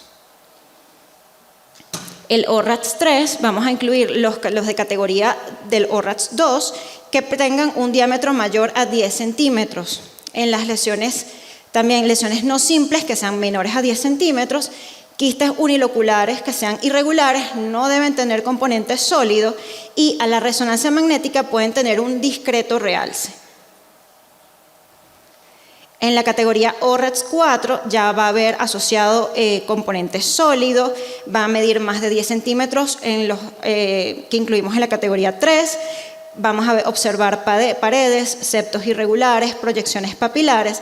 A la evaluación Doppler Color van a presentar un score de 1 a 3, no debe presentar más de 3. En este ejemplo incluso podemos ver cómo hay al menos 2 proyecciones papilares y el contorno es irregular. A la resonancia magnética, aquí observamos un quiste multiloculado y vamos a observar 2 áreas de componente sólido e incluso observamos contenido graso en el interior de la lesión. La categoría ORAT5 va a incluir todas aquellas lesiones también que sean sólidas, que sean de contornos irregulares. También se incluyen los pacientes que presenten ascitis, nodularidad peritoneal, y también las lesiones quísticas que tengan múltiples proyecciones papilares, contenido sólido, y vamos a hablar ya de un score al Doppler de aproximadamente 3 o 4. Esta es la representación del ORAT5 por resonancia magnética. Observamos que es una masa de gran tamaño, de contornos irregulares, que presentó, si la comparamos acá, vimos aquí el miometrio, vemos que tiene menos captación que el miometrio, pero ya con el tamaño y con los bordes ya esto nos da para un ORAT5. Aquí vemos en sagital la gran extensión de la lesión. Entonces, con respecto a la resonancia magnética, se ha hablado sobre el valor de la difusión y el mapa, los valores de ADC para la evaluación de estas masas. Entonces, esto fue un artículo que fue publicado el 25 de abril de 2023, fue publicado en la revista médica de Italia, en donde ellos hicieron un estudio retrospectivo, trataron más o menos a 140 pacientes, de todas tuvieron resultado de anatomía patológica, fueron 172 masas anexiales analizadas en total, y ellos pudieron establecer cuáles eran los valores de ADC a partir del cual se consideraba que la lesión estaba relacionada con malignidad. De esta manera, ellos establecieron valores para categoría ORATS 3 o 4, o las que estaban como categoría 4 o 5. Entonces, una de las cosas que ellos resaltan con respecto a esto es que debería ser incluido los valores del ADC y la importancia de la difusión para la evaluación de las próximas revisiones que se haga en el ORATS. Siempre que estemos frente a una lesión anexial, es recomendable volver a estas tablas. Son muchas, el léxico incluye muchas cosas, son muchos descriptores, y de esta manera pues vamos a poder categorizar esta lesión y también realizar la sugerencia que corresponda. Hay tablas para ultrasonido y para resonancia. También contamos una herramienta mucho más sencilla, que es a través de aplicaciones en el celular. Y con respecto a la resonancia magnética, algo mucho más fácil, porque esto es una calculadora donde uno introduce en función a las preguntas que nos hacen las características de la lesión que estamos describiendo y nos da inmediatamente cuál sería el ORACS por resonancia magnética.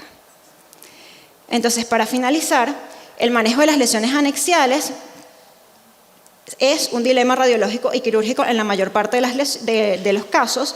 El léxico estandarizado nos va a permitir reducir la ambigüedad en su interpretación. También debemos evitar términos que confundan. El ultrasonido va a permanecer como el estudio de elección de inicio de estas lesiones anexiales. La resonancia magnética permanece como complemento. Bajo ninguna circunstancia, dentro de la evaluación de lesiones anexiales, debemos indicar tomografía. Y también debemos recordar, y creo que es algo en común de todos nosotros en nuestro ejercicio como médico radiólogo en cuanto a la emisión de un informe, y es que debemos ser claros, concisos en nuestro estudio, evitar ambigüedades. Y creo que una frase que resume esto que estoy comentando es: cuando una palabra tiene muchos significados, deja de tener significados. Muchas gracias.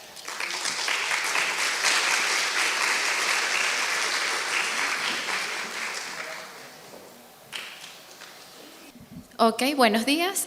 Vamos a continuar con el cáncer de cuello uterino, errores y dificultades en su interpretación. El cáncer de cuello uterino es el cuarto cáncer más común en mujeres a nivel mundial, siendo una causa frecuente de mortalidad en edades tempranas.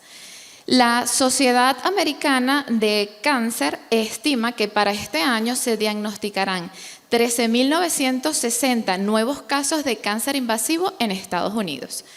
En cuanto al origen, bien sabemos que existe una fuerte relación con el virus del papiloma humano, específicamente los tipos 16 y 18, y su prevención consiste en la administración de vacunas, pruebas de citología y manejo de las lesiones precancerígenas.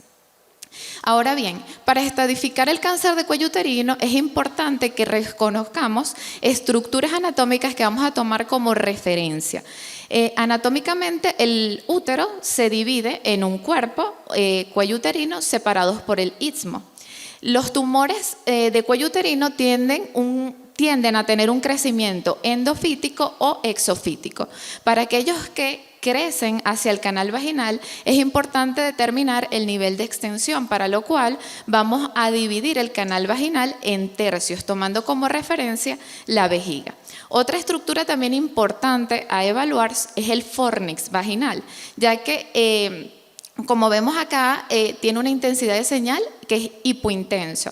Cuando existen masas que se extienden hasta el fornix, la intensidad de señal que le vamos a ver es hiperintenso. Y esto va a cambiar el estadio. Va a cambiar de un estadio 1 a un estadio 2 porque ya existe compromiso del tercio superior de la vagina. Otra estructura también importante es la evaluación de los parametrios. Bien sabemos que también puede ser un dolor de cabeza evaluarlos en resonancia, pero debemos considerar como referencia anatómica que el estroma cervical conforma un anillo hipointenso. Cuando este anillo hipointenso se preserva, podemos tener certeza de que no hay afectación de los parámetros. Sin embargo, cuando existe un tumor de cuello uterino que condicione disrupción del anillo hipointenso y se extienda a la grasa parametrial, ya eso es un signo con alto valor predictivo positivo de invasión de los parámetros. Es importante tener un adecuado protocolo de estudio del cual les voy a resaltar las secuencias más importantes. Las secuencias de difusión, las secuencias T2 y las secuencias con contraste. Son las vitales que no pueden faltar para el diagnóstico del cáncer de cuello uterino. Y de igual manera también es importante la preparación del paciente. En nuestro caso también colocamos medicación peristáltica, buscapina, para evitar el artefacto por el movimiento de las asas intestinales, y de igual manera también se requiere la distensión del canal vaginal con gel que nosotros utilizamos de 40 a 60 cc, y esto va a ser importante para determinar la extensión del tumor. También es importante que la adquisición de las secuencias las realicemos en el eje del cuello uterino. Ahora bien, Para estadificar el cáncer de cuello uterino, la clasificación más utilizada es la propuesta por la Federación Internacional de Ginecología y Obstetricia con su última publicación en el año 2018. En esta se hicieron 3 modificaciones importantes. Se hicieron cambios en el estadio 1 y en el estadio 3. ¿Cuáles fueron esos cambios? El tamaño del tumor se estratificó en 3 grupos. Para el estadio 1B, menor de 2 centímetros, para el estadio 1B2, de 2 a 4 centímetros, y para el estadio 1B3, mayor de 4 centímetros. ¿Qué quiere decir eso o qué importancia tiene? En función del tamaño del tumor va a variar el tratamiento que se le puede ofrecer a la paciente. Aquellos tumores que midan menos de 2 centímetros se puede ofrecer el tratamiento de traquelectomía, que consiste en quitar el cuello uterino, y si son pacientes que no tienen hijos se puede preservar la fertilidad. Sin embargo, aquellos tumores que miden más de 2 centímetros, el tratamiento indicado es histerectomía más linfadenectomía.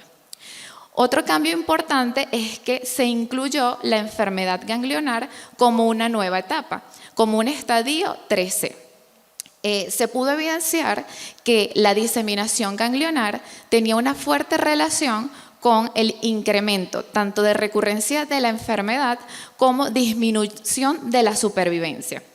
Y entonces se le asignó una categoría a los ganglios linfáticos pélvicos como 13-1 y ganglios linfáticos paraórticos como 13-2, entendiendo que esta última categoría era de peor pronóstico.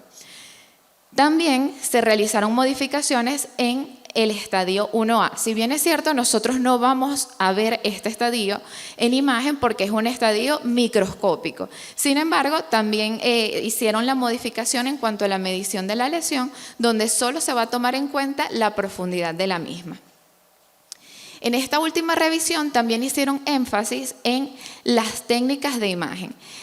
Se deja muy claro que la resonancia magnética es el gold estándar para la estadificación locorregional del cáncer de cuello uterino.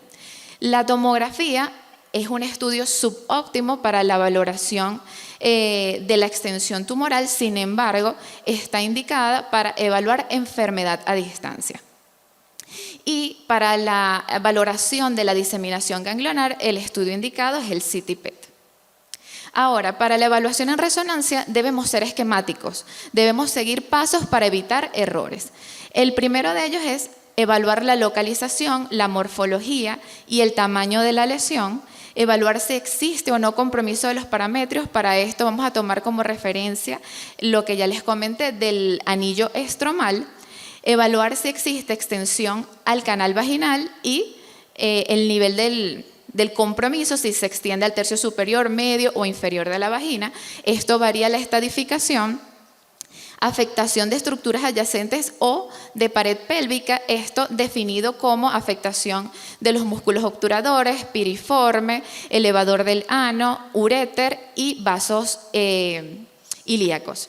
Y también importante evaluar si existen adenopatías, estas definidas como un diámetro mayor de 10 milímetros en eje corto o enfermedad a distancia. Otros puntos claves que debemos tener en cuenta: la secuencia T2, el tumor se va a ver de intensidad de señal intermedia.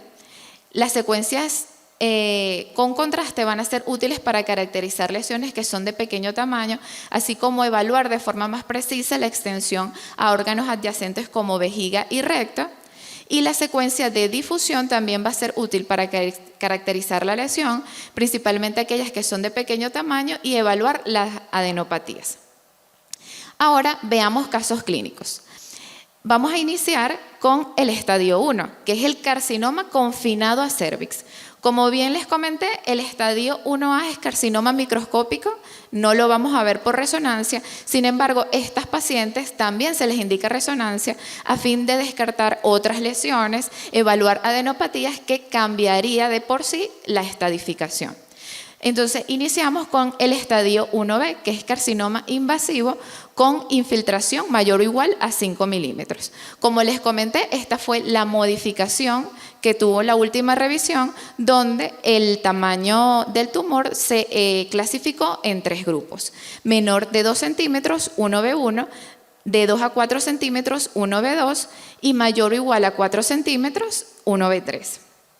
Veamos el siguiente caso. Esta es una paciente de 31 años, quien se le realiza biopsia de cuello uterino que reporta carcinoma de células escamosas. En la secuencia T2 vemos una lesión focal que se localiza en el aspecto anterior del cuello uterino de 17 milímetros y que en este caso, como les comenté, la secuencia de difusión fue de gran utilidad para su caracterización. En cuanto al esquema, debemos evaluar, ¿hay presencia o no de ganglios? Entonces no había adenopatías, no había extensión a órganos adyacentes. En función del tamaño, se fue clasificado como un estadio 1B1. Es importante, en caso de estas pacientes, el tratamiento, ellas pueden beneficiarse de traquelectomía.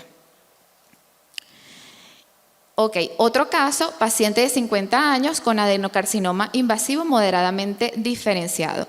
En este caso, el tumor se localiza está localizado en el cuello uterino, pero es principalmente endofítico, compromete en su mayor parte el aspecto anterior del cuello, no se extiende al canal vaginal y no tiene compromiso de los parametrios. De igual manera, no se asociaba a adenopatías ni afectación de los órganos adyacentes.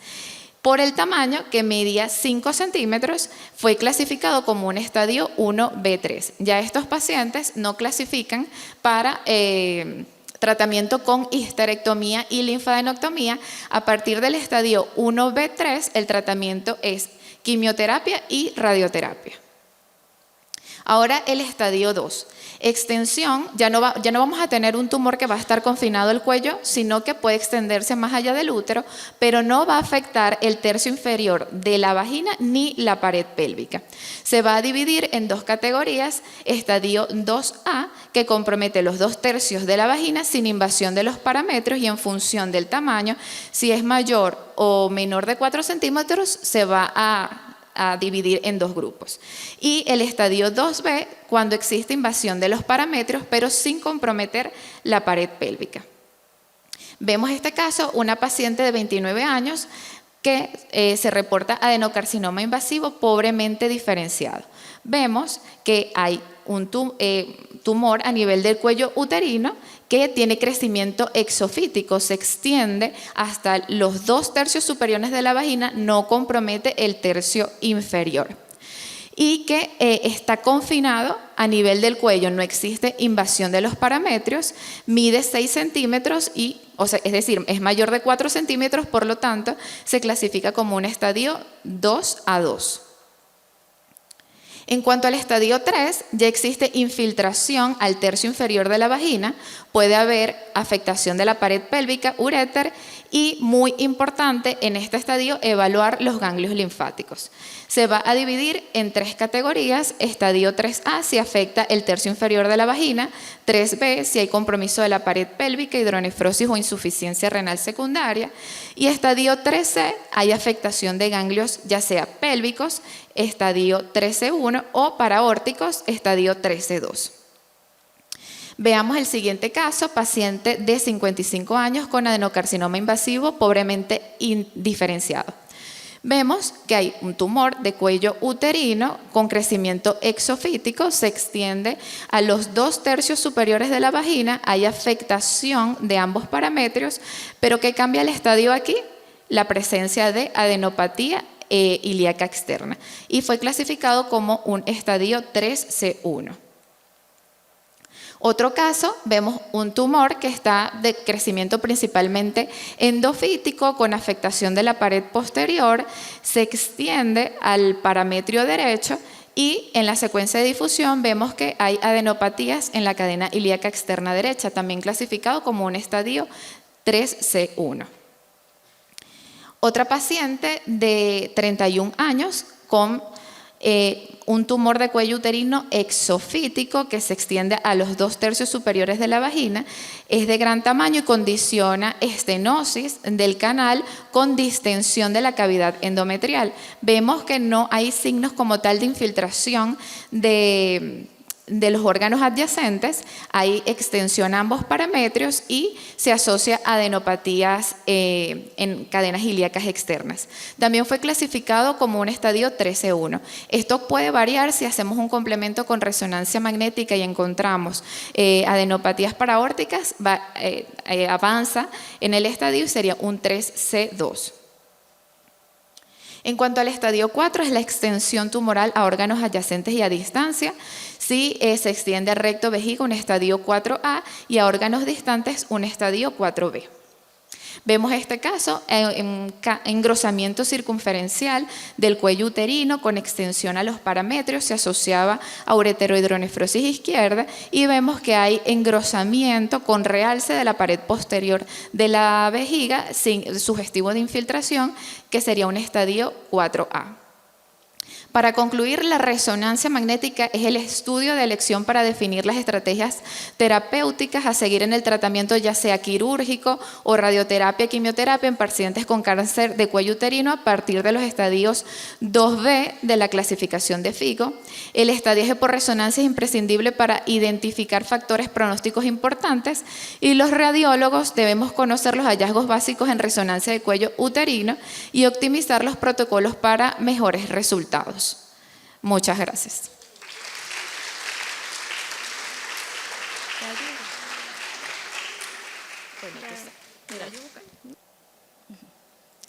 Muy buenos días, de nuevo hoy con ustedes. Es un placer ver bastante público, o sea, es emocionante y se los agradezco porque este tiempo que ustedes están invirtiendo en conocimiento para ustedes es tiempo que están invirtiendo también para sus pacientes. Entonces es maravilloso. Hoy me toca la responsabilidad de hablarles de enfermedad inflamatoria pélvica, diagnóstico en la emergencia. Y lo primero que quiero que vean es esta escultura. Tranquilos que la trivia es más tarde, todavía no hay preguntas. Pero esta escultura se las traigo porque es la Venus de Willendorf. Es una Venus paleolítica. Ella data de entre los años 27.500 y 25.000 antes de Cristo. Fue una escultura hallada en 1908 en un yacimiento cerca de Willendorf, en Austria, en las orillas del Danubio, y actualmente se conserva en el Museo de Historia Natural de Viena, Austria. Ven que tiene mamas voluptuosas, abdomen prominente, muslos prominentes, la cara un poco tapada, se cree que parece que pueden ser trenzas, y un rostro rudimentario que mira parcialmente hacia el seno derecho. Sospechan que se trataría de la madre tierra y que además hace obvia referencia a la fertilidad. Y esto es lo que quiero resaltar. ¿Por qué? Porque la patología que vamos a evaluar hoy, que es la enfermedad inflamatoria pélvica, agrupa a un conjunto de entidades infecciosas que puede afectar la fertilidad de la mujer. En Estados Unidos, más de 1 millón de mujeres al año presentan esta patología y más de 300.000 de ese millón requiere hospitalización. Y lo que más me llamó la atención cuando realicé la investigación para esta conferencia es que 1 de cada 8 mujeres que presenta esta patología va a presentar problemas de fertilidad. Y no solo eso, sino que esta patología puede ser recurrente. Y una paciente que tenga 3 episodios de enfermedad inflamatoria pélvica y que llegue a ser severo, va a tener 50% de probabilidad de ser estéril. Y si esa paciente llegara a ser del 50% que puede concebir, va a tener un 80% de probabilidad que esa concepción sea un embarazo ectópico. Esto me llamó mucho la atención. Es por esto que esta conferencia la dividí en lo básico y lo estratégico. ¿Por qué? Porque como es un diagnóstico diferencial en emergencia, como ya vimos en muchas conferencias que me precedieron, donde nos muestran la resonancia como un método para evaluar la pelvis maravilloso, cuando llegan estas pacientes a la emergencia con un dolor, un abdomen agudo, no indican resonancia. Muchas veces indican tomografía porque los hallazgos en ultrasonido son inespecíficos, asociados a una clínica inespecífica. Entonces, lo básico, comenzando con lo básico, tenemos que la enfermedad inflamatoria pélvica es una enfermedad inflamatoria, es una infección de los órganos reproductivos femeninos que incluyen el útero, trompas de falopio y los ovarios. La vía de ascenso de estos microorganismos generalmente es por vía ascendente. Va a haber un proceso infeccioso en la cavidad vaginal, este proceso infeccioso va a colonizar el cérvix, luego el endometrio se va a extender a las trompas de falopio y va a llegar al peritoneo, afectando también a los ovarios. ¿Cuáles son las causas? Pueden ser causas por bacterias, virus o otros microorganismos que se transmiten sexualmente, como la clamidia trachomatis, la Neisseria gonorrhoeae, así como bacterias gram negativas, y en un 30% se asocia a infecciones polimicrobianas. En cuanto a los factores de riesgo, tenemos que el principal factor de riesgo es la edad, las mujeres en edad reproductiva. Se cree que afecta más a pacientes menores de 25 años. También las mujeres que presentan DIU, pero no se asusten, solo 21 días posterior a la colocación del dispositivo intrauterino. El no uso de métodos de barrera y también las múltiples parejas sexuales. Como les comentaba, uno de cada 8 mujeres con enfermedad inflamatoria pélvica va a tener dificultad para quedar embarazada. En cuanto al diagnóstico de la enfermedad inflamatoria pélvica, tenemos que revisar 3 puntos. Es importante, como siempre resalto en todas las conferencias que hemos dado, hemos resaltado, creo que todo ha sido un punto clave, la clínica. Y de eso nos va a ayudar llamar a la emergencia o tener contacto con nuestros médicos ginecólogos. El dolor pélvico agudo va a ser característico, va a haber fiebre, secreción vaginal y dolor a la movilización cervical. Y están viendo, los radiólogos no hacemos ese examen físico, necesitamos que nos lo digan los ginecólogos. En cuanto a las técnicas de imagen, estas permiten hacer el diagnóstico y la gradación de la enfermedad, y generalmente se solicitan en la emergencia pruebas de laboratorio que pueden incluir pruebas de hematología completa, reactantes de fase aguda, beta-HCG, muy importante, y cultivos de secreción vaginal. Aquí le voy a pedir consejo al doctor Castellano porque en la literatura revisada encontré que la laparotomía se consideraba el gold estándar, ya que sus hallazgos son definitivos. Sin embargo, el día de hoy hemos visto que estamos avanzando en ciertas patologías como en la endometriosis, que ya la resonancia magnética está ganando la batalla y nos está ayudando muchísimo a los ginecólogos y a los cirujanos. En cuanto a los métodos de imagen, tenemos los principales: la ecografía pélvica, la tomografía computarizada y la resonancia magnética con sensibilidad y especificidad variada. La resonancia magnética es el estudio más sensible y específico para la evaluación de la patología pélvica. Sin embargo, perdón, está muy alto. Es que no, gracias. Sin embargo, el primer estudio de elección que realicen en la emergencia en una paciente con esta patología es el eco transvaginal, el cual es muy sensible y específico. La tomografía tiene una sensibilidad y especificidad variable. En cuanto a los estudios de imagen que se hacen en las pacientes que tienen patologías ginecológicas de emergencia, revisé este artículo del año 2017 de Radiographic, donde encontré ciertas conclusiones interesantes. Ellos establecen que la tomografía computarizada y la resonancia magnética son útiles en emergencias ginecológicas, especialmente cuando los hallazgos de ecografía son indeterminados. Dicen también que la tomografía es ideal para uso de emergencia y que puede demostrar hemoperitoneo. También que la tomografía permite una fácil detección de lesiones ocupantes de espacio en pelvis y un diagnóstico presuntivo de una emergencia ginecológica. Sin embargo, los hallazgos de la tomografía son ocasionalmente inespecíficos. La resonancia magnética puede estrechar el diagnóstico diferencial, particularmente cuando existen masas anexiales o uterinas, y que los radiólogos juegan un papel importante en diagnosticar enfermedades ginecológicas agudas para establecer un adecuado tratamiento. En cuanto a la clasificación de las manifestaciones, tenemos que esta enfermedad puede ser clasificada de acuerdo a sus síntomas en leve, moderada y severa, y puede tener un curso agudo menor de 30 días y crónico mayor de 30 días. También puede ser de curso subclínico. Dentro de las manifestaciones tempranas tenemos la cervicitis, la endometritis, la salpingitis y la oforitis. En cuanto a las manifestaciones tardías, el piosalping, el acceso tubovárico, la piómetra, y en cuanto a sus complicaciones, la peritonitis y el síndrome de Fitz-Hugh-Curtis. Comencemos revisando algunas imágenes sobre las manifestaciones tempranas.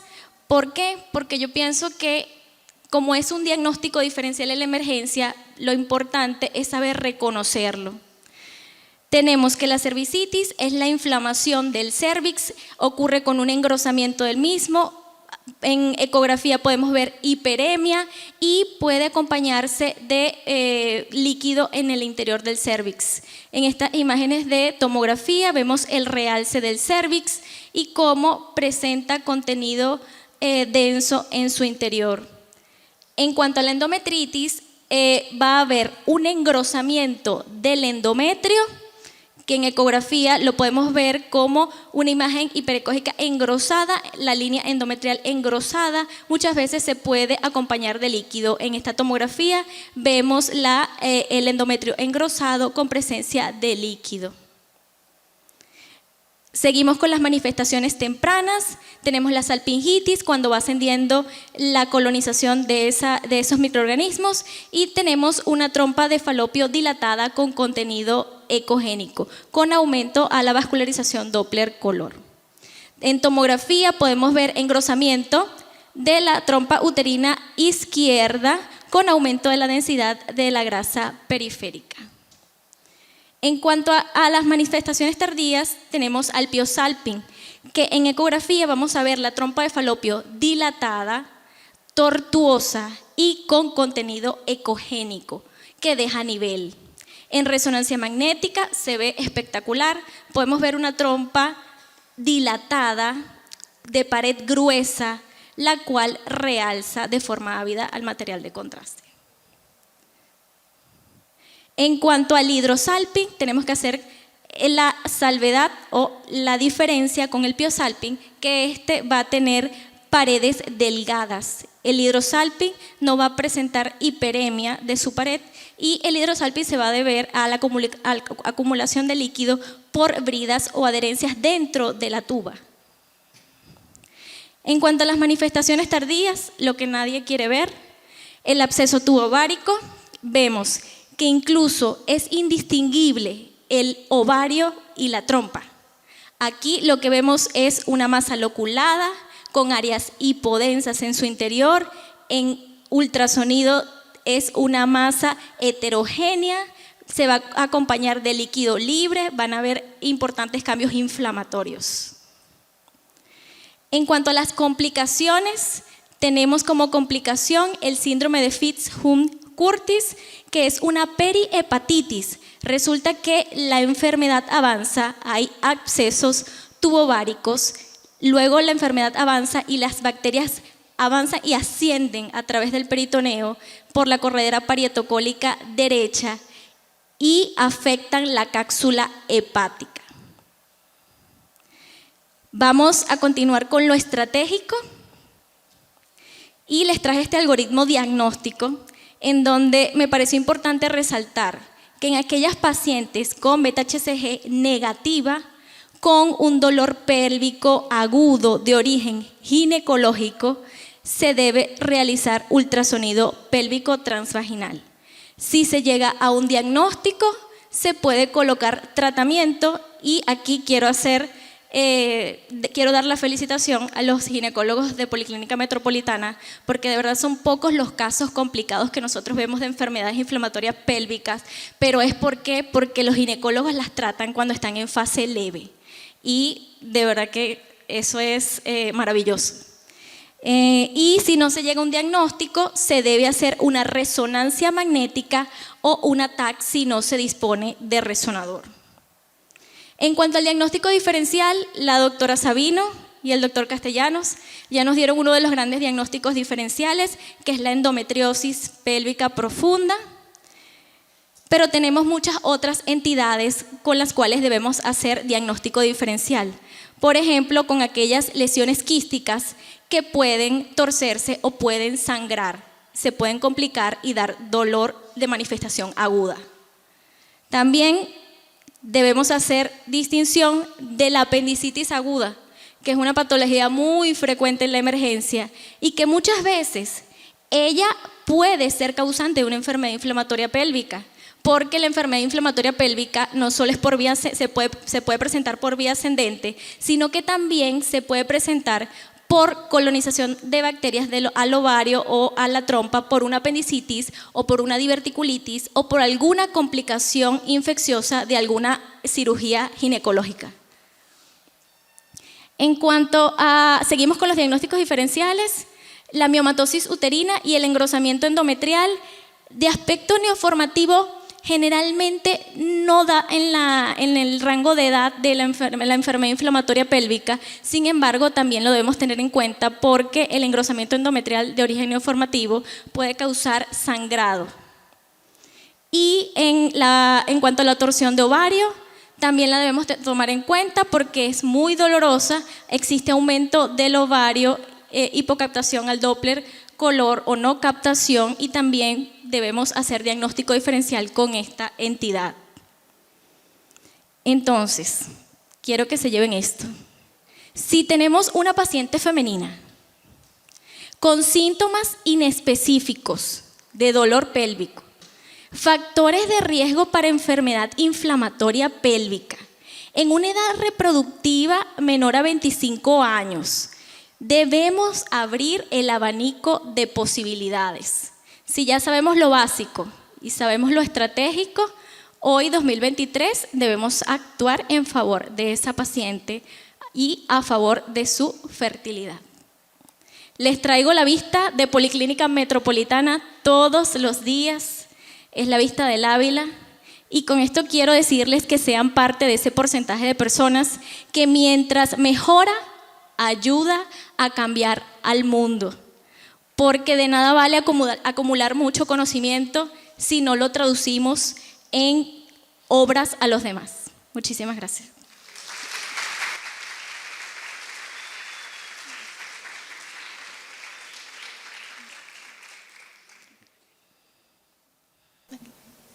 Buen día. A continuación, síndrome de congestión pélvica. Esta es una causa frecuente, aunque poco conocida, de dolor pélvico crónico en mujeres premenopáusicas. Se considera que es una patología infradiagnosticada, ya que no se comprende del todo por parte del personal médico la fisiopatología, lo cual condiciona retraso en el diagnóstico y molestias, angustias, sensación de frustración en la paciente al no recibir un diagnóstico y con ello la terapéutica indicada. Se define como un dolor pélvico crónico de más de 6 meses de evolución y que no está relacionado con el ciclo menstrual. Los síntomas pueden ser inespecíficos y, aparte del dolor pélvico, puede haber sensación de pesadez perineal, de urgencia miccional, dolor poscoital, varices vulvares, perineales e incluso en las extremidades inferiores. El diagnóstico se basa en una combinación de síntomas característicos como los que mencioné previamente, el aumento en la sensibilidad en la zona pélvica al examen físico y en el hallazgo de la dilatación o incompetencia de las venas pélvicas en las pruebas de imagen. Para el diagnóstico también es necesario excluir otras causas de dolor pélvico crónico. La etiología puede ser multifactorial, incluye causas tanto hormonales como mecánicas. En general, se acepta la incompetencia valvular como causa del síndrome de congestión pélvica primario, asociado a los cambios que ocurren durante el embarazo y también algunas variantes anatómicas donde haya codaduras en los vasos. Mientras, los síndromes compresivos llevan al síndrome de congestión pélvica secundario, concretamente hablando en este caso del síndrome de cascanueces y el de May-Turner. Primero, hagamos un repaso en el drenaje venoso que nos ayude a comprender lo que sucede en esta patología. Recordemos que la vena ovárica izquierda drena a la vena renal izquierda, mientras que la vena ovárica derecha lo hace a la vena cava inferior. Por otro lado, los plexos periuterinos y ováricos van a drenar a la vena ilíaca interna.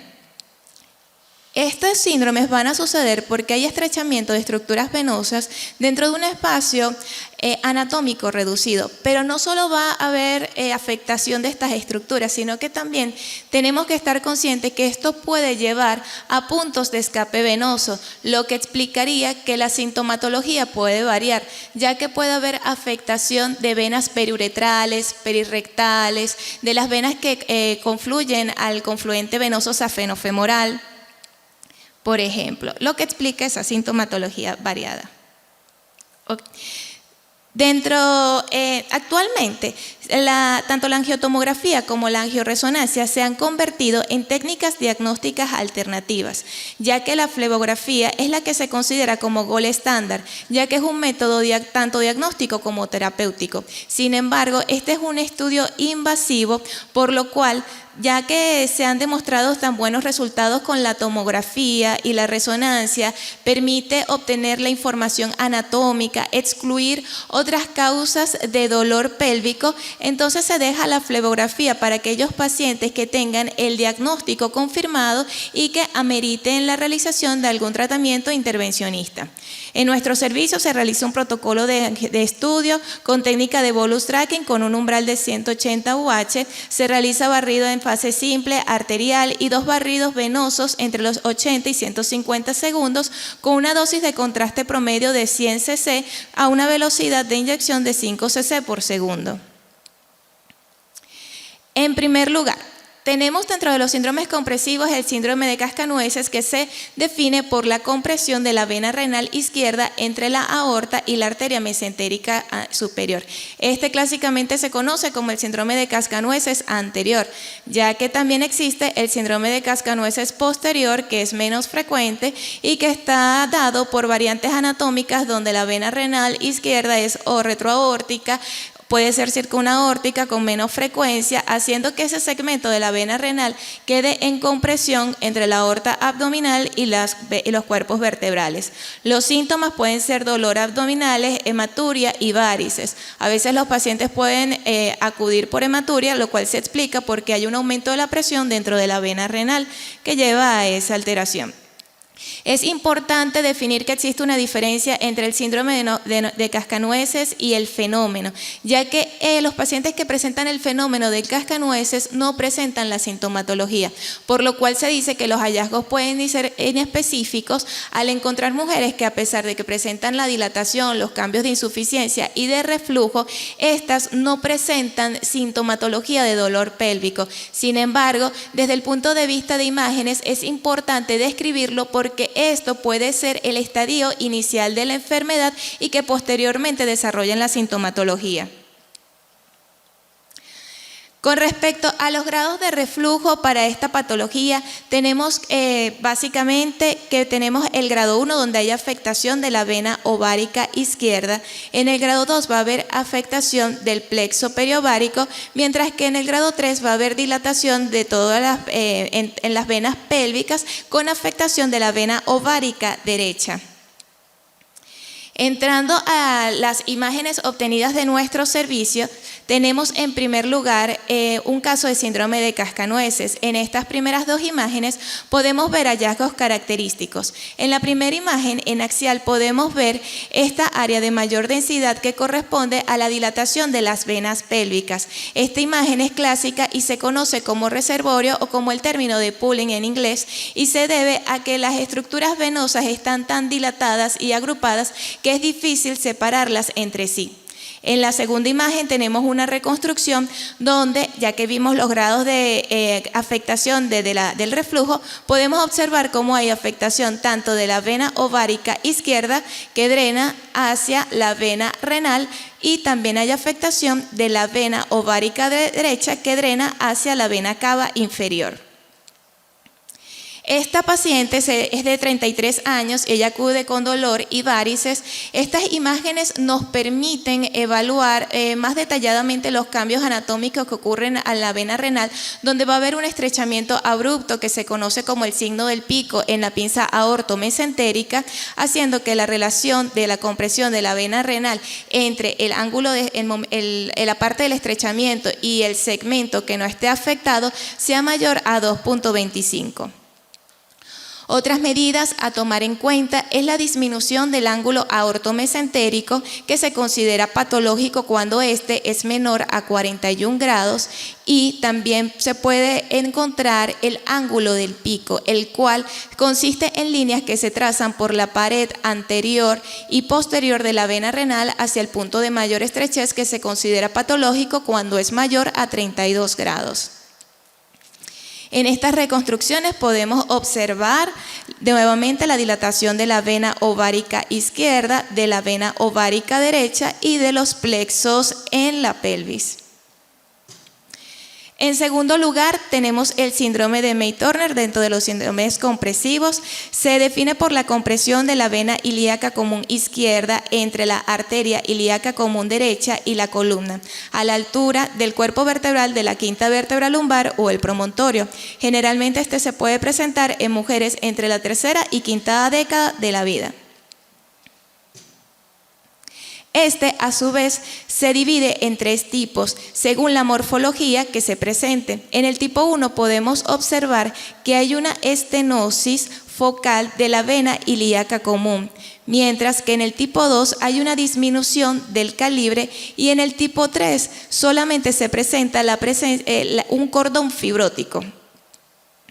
En este primer caso tenemos un ejemplo del síndrome de May-Turner tipo 1 en una paciente de 65 años que acude por dolor y varices. Podemos ver cómo en las reconstrucciones 3D se observa la relación de la vena ilíaca común izquierda con la arteria ilíaca en el cruce vascular. Observamos el área de disminución del calibre, sin embargo podemos observar que hay opacificación del resto del trayecto, y podemos observar la presencia de varices que se encuentran en el tejido celular subcutáneo y que conectan con los confluentes venosos safenofemorales. Estas son imágenes multiplanares que nos permiten observar con más detalle la diferencia del calibre de la vena ilíaca común izquierda. En la primera imagen corresponde a la derecha, observen el diámetro, mientras que en la izquierda se demuestra esta estrechez abrupta, que también lo podemos comparar para que quede memorizado esta imagen con otro paciente normal donde no haya afectación de la vena ilíaca común izquierda. Podemos ver la diferencia de los diámetros. En este otro caso es una paciente de 51 años con varices pélvicas, y en este caso podemos observar la presencia de una combinación de un segmento que presenta disminución del calibre de la vena ilíaca común izquierda con un cordón fibrótico. Podemos observar que se encuentran tanto varices pélvicas como otras que se encuentran en el tejido celular subcutáneo y conectan hacia el confluente venoso safenofemoral. Estas son imágenes del procedimiento intervencionista que se practicó en el servicio de hemodinamia para el tratamiento de la paciente, observando los cambios en el estudio control, donde podemos ver la presencia del stent en la vena ilíaca común izquierda y la embolización de la vena ovárica. En este caso podemos observar que hay ausencia de las varices que veíamos en la pelvis y en el tejido celular subcutáneo. Este otro caso corresponde a una paciente de 50 años con dolor pélvico crónico que se fue definido como un síndrome de May-Turner tipo 3. Podemos ver en las reconstrucciones que nuevamente hay dilatación también de las venas que se encuentran en la pared abdominal, y podemos observar que hay ausencia de la opacificación de la vena ilíaca común izquierda con la presencia de múltiples colaterales venosas. Lo vemos con más detalle en esta reconstrucción venosa aislada, la ausencia de la opacificación de la vena ilíaca y las colaterales. Este otro caso corresponde a una paciente femenina de 29 años con aumento de volumen en el miembro inferior izquierdo. Al realizar el estudio, se puede observar en estas imágenes axiales con detalles cómo existe una estrechez importante de la vena ilíaca común izquierda con falta de opacificación. Podemos observar que hay una imagen hipodensa que ocupa su luz. Podemos ver la comparación con el lado derecho.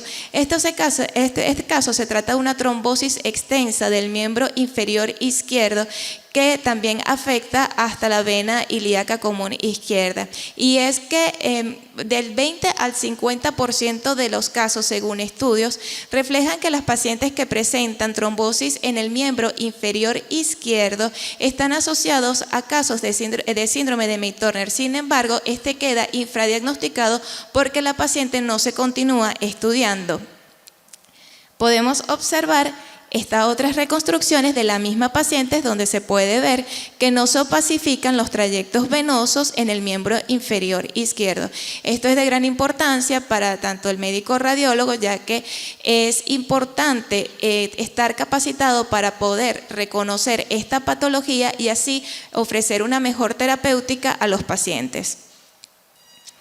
En este otro caso es una paciente de 19 años que presenta un stent de vena cava inferior con la presencia de un cordón fibrótico en la vena ilíaca común izquierda. Esto es un estudio control, ya que esta paciente había presentado trombosis. Podemos observar en la reconstrucción 3D la presencia de múltiples varices que se encuentran en la pared abdominal. En la segunda imagen podemos ver la presencia del stent y en la tercera la reconstrucción donde se aprecia la presencia del cordón fibrótico, un trayecto aproximadamente de 7 centímetros. En conclusión, el síndrome de congestión pélvica es una patología infradiagnosticada que amerita manejo multidisciplinario. La clínica puede ser inespecífica, lo cual retrasa el diagnóstico, y a la vez el radiólogo debe estar capacitado para buscar varices, reservorios y los puntos de escape venosos, así como también excluir otras causas de dolor. Recordar que la angiotomografía es un método no invasivo para el diagnóstico y que ofrece información para la decisión de la conducta terapéutica. Gracias.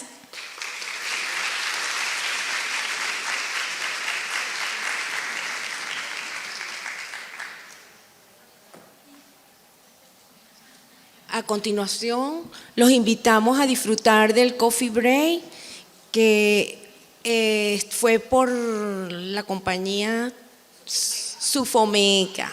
Ajá. También queremos felicitar a todos los conferencistas, excelentes charlas y gracias a ellos por compartir sus conocimientos. Recuerden que son 15 minutos. Segundo no, se quedan ahí. También le queremos invitar para que visiten la exposición comercial y nuestros aliados. Gracias.